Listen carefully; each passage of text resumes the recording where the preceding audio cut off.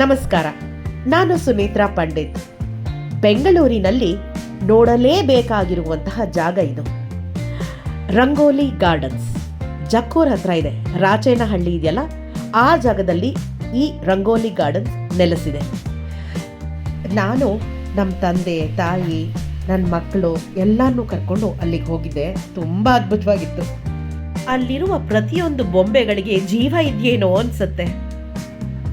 ಕರ್ನಾಟಕ ಶ್ರೀಮಂತ ಸಾಂಸ್ಕೃತಿಕ ಪರಂಪರೆಯ ನಾಡು. Karnataka is known for its rich cultural heritage.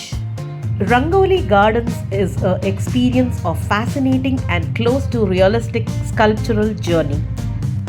Rangoli ಉದ್ಯಾನವನದಲ್ಲಿ ಕರ್ನಾಟಕದ ಆರ್ಥಿಕತೆ, ಆಹಾರ ಪದ್ಧತಿ, ಸಾಂಸ್ಕೃತಿಕ ಸಂಪ್ರದಾಯಗಳು, ಧಾರ್ಮಿಕ ಘಟನೆಗಳು, ಮನೋರಂಜನೆ, ಜೀವನ ಶೈಲಿ ಎಲ್ಲ ವಾಸ್ತವಿಕವಾದ ಶಿಲ್ಪಕಲೆಯ ಮೂಲಕ ನೀವು ನೋಡಬಹುದು.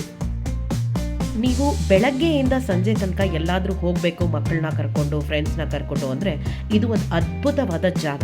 ಬೆಳಗ್ಗೆ ಒಂದು 11-11:30 ಅಷ್ಟೊತ್ತಿಗೆ ಹೋದರೆ ಟಿಕೆಟ್ ತೊಗೊಂಡು ಒಳಗಡೆ ಹೋಗ್ತೀರಾ. 150 ರೂಪಾಯಿ ಟಿಕೆಟು ಅಷ್ಟೇ.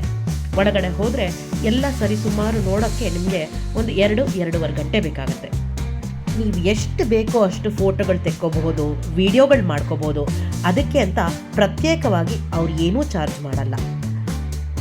ನೀವು ಹೊರಗಡೆ ಬರ್ತಿದ್ದ ಹಾಗೆ ಒಂದು ಅದ್ಭುತವಾದ ರೆಸ್ಟೋರೆಂಟ್ ಇದೆ. ರಂಗೋಲಿ ಗಾರ್ಡನ್ಸ್ ಅವ್ರದ್ದೇ ರೆಸ್ಟೋರೆಂಟು.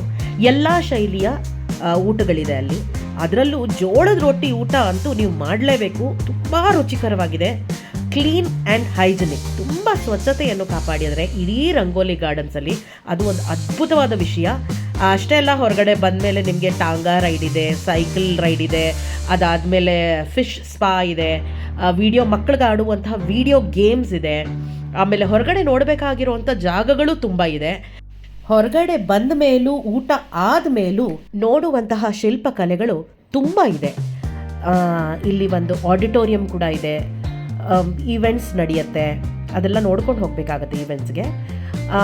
ಅಷ್ಟೇ ಅಲ್ಲ, ಇದು ಸೋಮವಾರದಿಂದ ಭಾನುವಾರದವರೆಗೂ ಓಪನ್ ಇರುತ್ತೆ. ಬೆಳಗ್ಗೆ 11 ಗಂಟೆಯಿಂದ ಸಂಜೆ 5 ಗಂಟೆವರೆಗೂ. ನೀವು 11:30 ಹೋದರೆ ಒಂದು 4:30-5 ಗಂಟೆ ತನಕ ನಿಮ್ಮ ಟೈಮ್ ಹೋಗೋದೇ ಗೊತ್ತಾಗಲ್ಲ.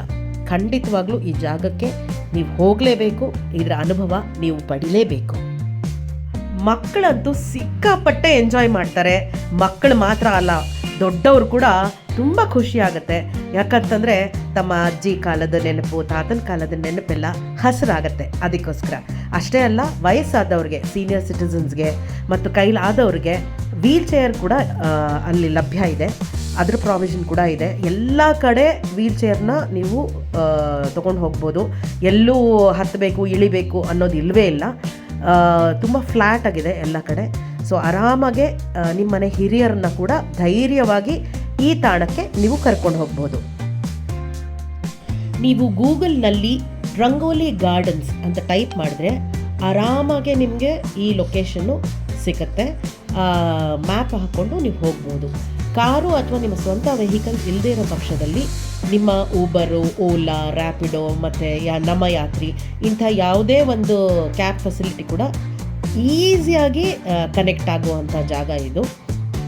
ಬಸ್ಸಲ್ಲಿ ಕೂಡ ಹೋಗ್ಬೋದು. ನೀವು ರಾಚೇನಹಳ್ಳಿ ತನಕ ಹೋದರೆ ಅಲ್ಲಿಂದ ಮಿನಿಮಮ್ ಈ ರಂಗೋಲಿ ಗಾರ್ಡನ್ಸ್ಗೆ ನೀವು ತಲುಪಬಹುದು.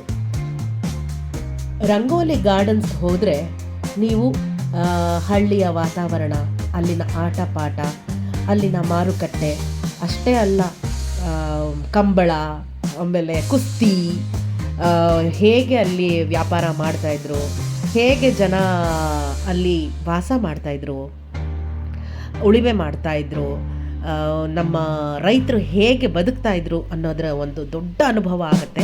ನಿಜವಾಗ್ಲೂ ನೀವೆಲ್ಲರೂ ಹೋಗಲೇಬೇಕು. ಮಸ್ತ್ ಮಜಾ ಇರುತ್ತೆ. ಮಕ್ಕಳನ್ನ, ನಿಮ್ಮ ಮನೆಯವ್ರನ್ನ, ನಿಮ್ಮ ಸ್ನೇಹಿತರನ್ನ ಕರ್ಕೊಂಡು ಹೋಗಿ ಒಂದು ದಿನದ ಒಂದು ಅದ್ಭುತವಾದ ಟ್ರಿಪ್ಪನ್ನು ನೀವೆಲ್ಲರೂ ಎಂಜಾಯ್ ಮಾಡಿ ಅಂತ ಹೇಳ್ತೀನಿ. ಸೊ ಈಗ ವಿಸಿಟ್ ಮಾಡಿ ರಂಗೋಲಿ ಗಾರ್ಡನ್ಸ್. Thank you.